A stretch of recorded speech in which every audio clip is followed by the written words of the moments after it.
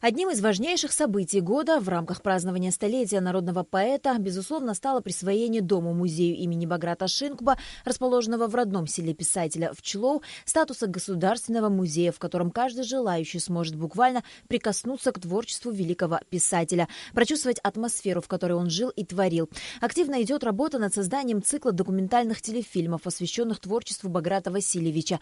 По словам советника президента Владимира Зонтаря, было проведено не одно заседание, на котором рассматривались различные проекты по увековечению памяти народного поэта, в результате чего был определен точный план мероприятий. В первую очередь это будет конференция, круглый стол в Абхазском институте имени Гуля. Здесь будет широко обсуждаться шинкубовская вся тематика, весь спектр проблем, связанных с его поэтическим творчеством, с его романом «Последний из ушедших», с романом «Рассеченный камень». Помимо конференции, 11 мая в районе Турбазы, в доме, где жил и создавал великие произведения Баграт Шинкуба, состоится торжественное открытие барельефа писателя, скульптора Цыры Ахба. А непосредственно в день столетия видного писателя, 12 мая, к его памятнику будут возложены цветы. Выступят классики абхазской литературы. Также пройдет фотовыставка из фотографий Шинкуба с такими известными людьми, как Константин Симонов, Александр Твардовский, Пабло Неруда и других.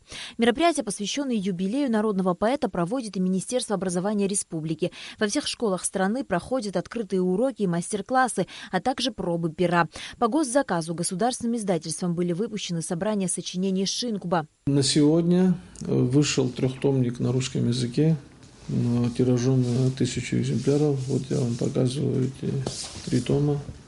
В первый том входят стихи, избранные стихи. Во втором томе у нас «Последний из ушедших» роман, повесть «Чанта приехал» и рассказ «Старуха Расидат».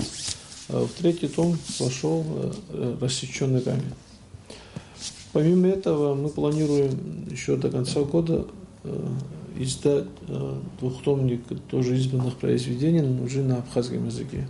И в главном вузе страны эту знаменательную дату не обошли стороной. Планируется с сентября текущего года учредить стипендию имени Шинкуба, открыть аудиторию имени писателя, провести научно-практическую конференцию. В 1997 году по инициативе нашего ректора Баграт Васильевич сделал обращение к молодежи, к студенчеству.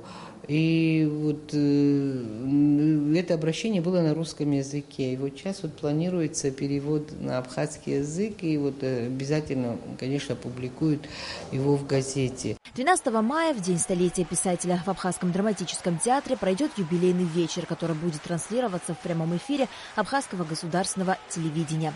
На Алакове Саида Гухава, Ильдар Дамиров, Абхазское телевидение.